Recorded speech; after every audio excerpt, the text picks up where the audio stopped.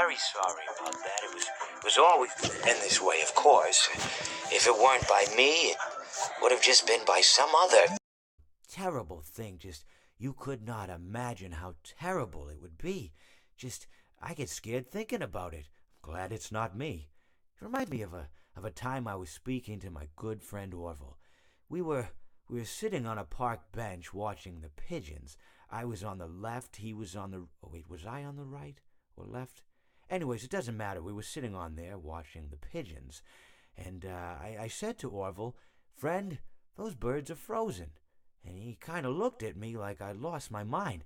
But I reminded him that it was winter, and often birds will sit in a tree until they freeze.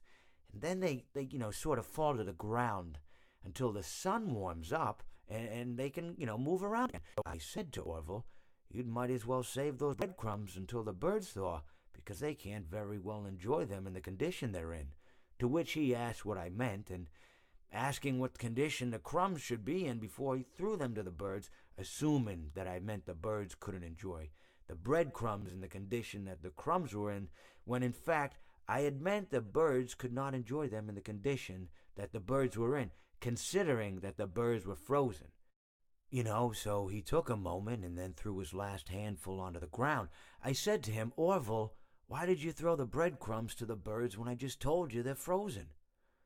To which he responded, "The breadcrumbs are not frozen." Again, misunderstanding my words. I didn't mean to say that the breadcrumbs were frozen when I said I told you they're frozen. I'd been referring to the birds. In hindsight, what I should have said was, and this would make perfect sense, "Why did you throw the breadcrumbs to the birds when the birds are frozen?"